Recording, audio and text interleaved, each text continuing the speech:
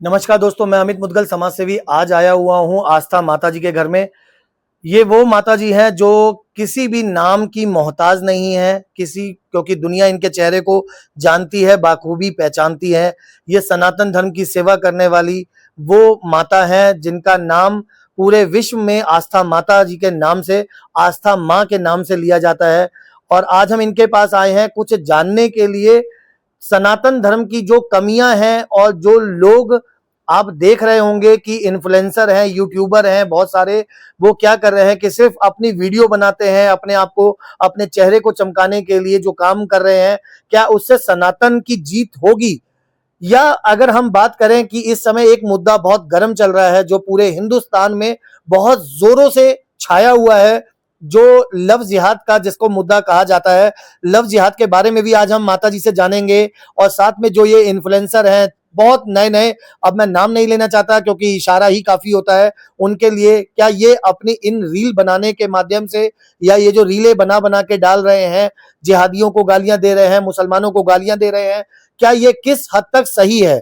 क्योंकि देखिए, कहीं ना कहीं आज की डेट में अगर हम किसी मुसलमान के खिलाफ बोलते हैं तो पुलिस हमें टॉर्चर करती है, हमें परेशान करती है। हम अगर अपनी पहल करते हैं सनातन धर्म की तरफ से कि अपनी बहन बेटी को बचाने के लिए, या अपने धर्म की रक्षा करने के लिए, अपने हिंदू सनातनी मंदिरों को बचाने के लिए, तो पुलिस हमारे सनातनी भाइयों के साथ मारपीट करती है और उनको जेल में डाल देती है। और कई जगह देखा गया होगा कि गौ रक्षक है वो बड़े बड़े ट्रकों को रोककर गाय माता को बचाने की सेवा करते हैं, उसके बावजूद भी पुलिस उनके ऊपर कड़ी कार्रवाई करते हुए उन गौ रक्षकों को जेल में डाल देती है और उनके संग अभद्रता करती है। तो हम जानना चाहेंगे, सबसे पहले आस्था माँ जी, आपका बहुत बहुत स्वागत है हमारे चैनल पर, अमित समाज सेवी चैनल पर। और मैं आपसे जानना चाहूंगा कि ये जो लव जिहाद का एक मुद्दा चल रहा है, ये आप किस नजर से देखती हैं और अपनी बहन बेटियों को बचाने के लिए क्या कहना चाहेंगी आप? देखिए भाई, आपके चैनल वाले जितने भी आपके दर्शक है सभी को मेरा हर हर महादेव, मेरा भगवा प्रणाम। बात आपने की कि लव जिहाद एक बीमारी है, बहुत गंदी बीमारी, कैंसर से भी गंदी बीमारी है, दीमक से भी गंदी बीमारी है, जिसको जड़ से खत्म करना होगा।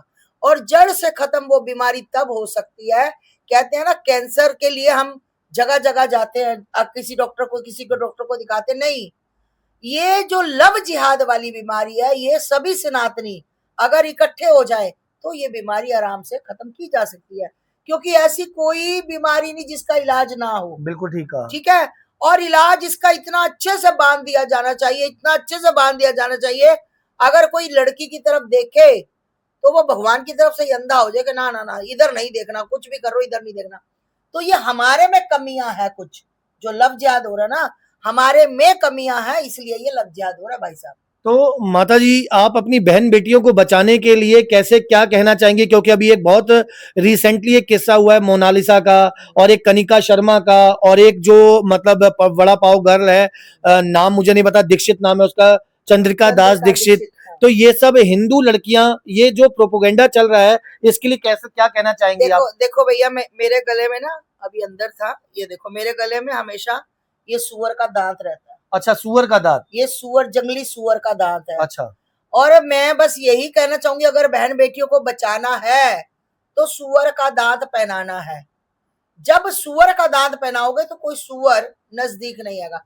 देखो, अब कल को कोई कहे हमें मुसलमानों को, नहीं, मैं किसी का नाम नहीं ले रही हूँ, मैं किसी को भी किसी के मतलब मजहब को टारगेट नहीं कर रही हूँ। मैं ये कह रही हूँ कि अपनी बेटियां, हिंदू बेटियों को सुअर का दांत पहनाएं और सुअर से बचाएं।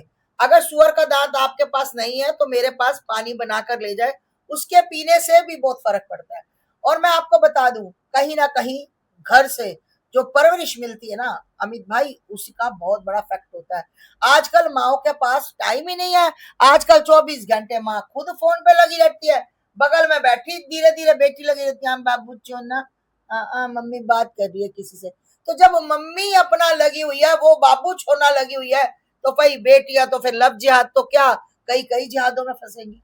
देखिए, कितनी अच्छी बात माता जी ने कही है कि जब कई नतीजा होता है कि जिसकी वजह से बच्चे बिगड़ जाते हैं और फिर बाद में रोते हैं, पछताते हैं कि हमारी बेटी चली गई, हमारी बहन चली गई। और देखिए, इसका इलाज माता जी ने कितना अच्छा बताया है कि आप अपने, अगर इन सूरों से अपनी बेटी बहन अपनी मतलब बीवी को बचाना चाहते हो तो अपनी बहन बेटी और बीवी के गले में, अपनी माँ के गले में एक सुअर का दांत पहना दीजिए ताकि कोई सुअर नजदीक ना आए। एक बात कहने का मतलब है, हो सकता है कोई मतलब आप अगर आज का जो माहौल चल रहा है ना, जो मैं जिम वाले लोग हैं जो कहीं मैं पूछती हूँ तो उनमें से कुछ महिलाएं हैं जो इस तरह की हैं, बट सब महिलाएं एक सी नहीं होती, बट एक सी नहीं होती उसके बावजूद भी अपने बच्चों पे ध्यान नहीं देती। जब भी बच्चा स्कूल से आता, ऑफिस से आता, कभी माँ ने गले लगाया, कभी माँ ने दरवाजा खोला और उसके बाद उसको जोर से हक किया हो और उसके मुंह पे प्यार किया हो कि मेरा बच्चा कैसा है, आज का कैसा दिन रहा, नहीं, कोई मतलब नहीं। खाना, हाँ ठीक, क्योंकि जब आप खुद घर से वो ध्यान नहीं दोगी ना बच्चों को कि बच्चा क्या कर रहा है, बच्चे के बैग में क्या पड़ा है। कभी कभी भी कोई भी परिवार हिंदू बता दे क्या आप लोगों ने बच्चे के पीछे जाकर देखा हो कि मेरी बेटी कहाँ जा रही है, कहाँ जॉब करती है मेरी बेटी। मैं ये तो माँ है ना, आज उनकी बेटियां लव जिहाद में पढ़ने का कारण कि वो अपने परिवार में ध्यान नहीं दे रही है, बस यही कहूँ। परवरिश का नतीजा है, कुल मिला के परवरिश का नतीजा है। परवरिश की बहुत कमी है क्योंकि आप देख रहे होंगे आज की दुनिया इतनी मतलब शॉर्ट टर्म दुनिया हो चुकी है कि लोगों को मोबाइल से, इंस्टाग्राम, फेसबुक और यूट्यूब से फुर्सत नहीं है। जैसा कि माता जी ने कहा कि मतलब अगर बच्चों को, अपनी बहन बेटियों को, बच्चों को बचाना है तो ये इस चीज की निगरानी रखना बहुत जरूरी हो जाता है। हमारा कर्तव्य होता है कि हम अपने बच्चों के ऊपर नजर रखें कि वो कहाँ आ रहे हैं, कहाँ जा रहे हैं, फोन पर किससे बातें कर रहे हैं। तो माता जी